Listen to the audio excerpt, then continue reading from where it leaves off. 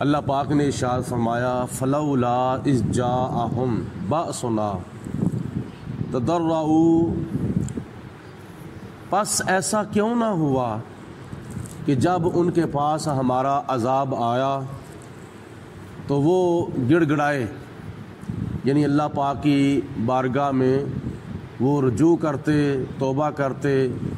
اور گریہ زاری کرتے، لیکن اس کے باوجود ولیکن قست قلوبہم، ان کے دل سخت ہو گئے، وزینا لہم الشیطان ما کانوا یعملون، اور ان کے اعمال شیطان نے اور زیادہ خوش نما بنا دیے۔ یعنی اللہ تعالیٰ کے بندے ہونے کا حق یہ ہے کہ جب اللہ پاک کی نصیحت ان کے پاس آ جائے تو پھر وہ اللہ تعالیٰ کی بارگاہ میں توبہ کریں، استغفار کریں، اپنے گناہوں کی معافی مانگیں۔ ہونا تو ایسا چاہیے، لیکن کئی بدبخت ایسے لوگ ہیں، بدقسمت، جب ان کے پاس اللہ کا عذاب بھی آ جاتا ہے تو ان کے دل جو ہے وہ اور زیادہ سخت ہو جاتے ہیں، اور زیادہ سرکش اور زیادہ بضد ہو جاتے ہیں۔ تو اللہ پاک کی ذات بابرکات نے جیسا کہ قرآن مجید فرقان حمید کے اندر بڑی ایسی مثالیں بیان فرمائی ہیں کہ جب کئی لوگ ایسے جو اللہ تعالیٰ کے ذکر سے غافل تھے، اللہ تعالیٰ کے حکموں سے ناآشنا تھے، جب ان کا وقت ایسا آیا کہ خدا کی ذات بابرکات نے بطور نصیحت ان کو کچھ آزمایا تو پھر ان کے اور دل سخت ہو گئے، جیسا کہ پہلے سپارے کے اندر آپ نے سنا کہ قوم بنی اسرائیل کے متعلق خدا نے فرمایا ثم قست قلوبکم من بعد ذلک فہی کالحجارۃ او اشد قسوۃ، پھر تمہارے دل سخت ہو گئے، اتنے سخت ہو گئے کہ پتھروں کی مانند ہو گئے، اور پتھروں سے بھی بڑھ کر ان کے دل جو تھے وہ سخت ہو گئے، اور پتھروں میں بھی کئی قسمیں ایسی ہیں کہ ان سے پانی نکلتا ہے، چشمے بہتے ہیں، اور خدا تعالیٰ کے خوف سے خائف ہو کر گر جاتے ہیں، اور لیکن یہ دل ایسے ہیں کہ دل پتھروں سے بھی زیادہ سخت ہیں۔ قرآن مجید فرقان حمید کی شکل میں ان کے پاس جب نصیحت آئے تو پھر ہونا تو ایسا چاہیے کہ لو انزلنا ھذا القرآن علی جبل لرأیتہ خاشعا متصدعا من خشیۃ اللہ، کہ اگر یہ قرآن پاک ہم کسی پہاڑ پر بھی نازل کرتے تو خوف الہی سے وہ پہاڑ بھی پاش پاش ریزہ ریزہ ہو جاتا، لیکن انسان کا دل ہی ایسا سخت ہو چکا ہے کہ اس کے اوپر نہ اللہ کا قرآن اثر کرتا ہے، نہ نبی پاک علیہ الصلوۃ والسلام کا فرمان اثر کرتا ہے۔ لیکن جن کے دل جیسے صحابہ کرام تھے، ان کے دل اتنے نرم تھے کہ اللہ کا قرآن سنتے تھے تو کئی لوگوں کے اوپر، کئی صحابہ کے اوپر غشی طاری ہو جاتی تھی، اللہ تعالیٰ کے خوف سے وہ اتنے خائف ہوتے تھے۔ تو اللہ تعالیٰ نے ارشاد فرمایا کہ چاہیے تو یہ تھا کہ وہ گڑاتے، روتے، اللہ تعالیٰ سے معافی مانگتے، لیکن ولیکن قست قلوبہم، اور ان کے دل اور زیادہ سخت ہو گئے، وزین لہم الشیطان، اور جن کے دل سخت تھے ان کے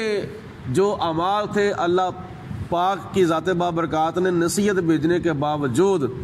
شیطان نے ان کے اعمال جو تھے وہ اور زیادہ خوش نما بنا دیے، یعنی وہ برے کاموں کو بھی اچھا کام جو تھے وہ سمجھنے لگ جاتے تھے۔ فلما نسوا ما ذکروا بہ، تو جب انہوں نے ان نصیحتوں کو بلا دیا جو نصیحتیں ان کو کی گئی تھیں تو اللہ پاک کی ذات بابرکات نے ڈھیل دے دی۔ فتحنا علیہم ابواب کل شیء، تو اللہ پاک نے بطور ڈھیل ان کے لیے ہر قسم کے دروازے کھول دیے، یعنی صحت کے، تندرستی کے، دنیا کے رزق کے، دنیا کی عیش و عشرت کے دروازے کھول دیے بطور ڈھیل۔ حتی اذا فرحوا بما اوتوا، جب وہ اللہ تعالیٰ کے دیے ہوئے پر خوش ہو گئے، اخذنا بغتۃ، پھر ہم نے اپنا عذاب بھیج کر ان کو اچانک پکڑ لیا، ان کی اچانک اللہ تعالیٰ فرماتا ہے کہ ہم نے گرفت فرمائی۔ فَإِذَا هُمْ मुबलिसून, अब वो मायूस हो गए हैं, अब वो नामीद हो चुके हैं। हज़रत सैयदना मूसा अलैहिस्सलाम ने जब देखा एक दरिया के किनारे के ऊपर एक मुसलमान है, वो अल्लाह का नाम लेकर जाल लगाता है और उसके जाल के अंदर मछलियाँ नहीं आती। एक काफिर है, अपने बुत का नाम लेकर वो जाल लगाता है तो उसके जाल के अंदर मछलियाँ आ जाती हैं। रिवायात में आता है कि अल्लाह पाक की ज़ात बाबरकात की बारगाह में मूसा अलैहिस्सलाम ने इल्तिजा की, या परवरदिगार आलम, चाहिए तो ये कि मुसलमान सच्चे खुदा यानी तेरा नाम लेकर जाल लगाता है, उसके जाल में मछलियाँ नहीं आती, जबकि आनी चाहिए बिस्मिल्लाह शरीफ की बरकत से। और काफिर जो है वो अपने झूठे खुदा बुतों का नाम लेकर जाल लगाता है, उसके जाल में मछलियाँ आ जाती हैं, जबकि नहीं आनी चाहिए थी। तो अल्लाह पाक की ज़ात बाबरकात ने फरमाया कि आप प्यारे मूसा आसमान की तरफ देखो। जब आसमान की तरफ मूसा अलैहिस्सलाम ने देखा तो जन्नत के अंदर एक हौज़ नज़र आया। वो हौज़ जो था वो सारे का सारा मछलियों से भरा हुआ था। तो खुदा ने फरमाया कि आप प्यारे मूसा, ये सारे का सारा हौज़ इस मुसलमान के लिए है। फिर आप अल्लाह ताला ने फरमाया कि ज़मीन की तरफ देखो। जब ज़मीन की तरफ देखा तो क्या नाम है, जहन्नम नज़र आ गई और जहन्नम के अंदर एक ठिकाना नज़र आया और उस ठिकाने के ऊपर उस काफिर का नाम लिखा हुआ था कि ये इस काफिर का ठिकाना है। तो मूसा अलैहिस्सलाम ने अर्ज़ की, या अल्लाह इसकी हकीकत क्या है? तो अल्लाह पाक ने फरमाया कि ऐ प्यारे मूसा, ये जो काफिर है ना, इससे कुछ अच्छे काम भी हो चुके हैं, तो मैं चाहता हूँ कि इसको अच्छे कामों का बदला जो है वो दुनिया के अंदर ही दे दूँ, आखिरत के अंदर इसका कोई हिस्सा नहीं है सिवाय अजाब के। और मुसलमान से कुछ गलतियाँ हो चुकी हैं, तो मैं चाहता हूँ इसको दुनिया के अंदर ही इसका बदला दे दूँ इसकी गलतियों का, लेकिन आखिरत के अंदर इसके लिए नेमतें ही नेमतें हैं। तो ये इसलिए मैं मुसलमान के जाल के अंदर मछलियाँ जो है वो नहीं आने देता, ताकि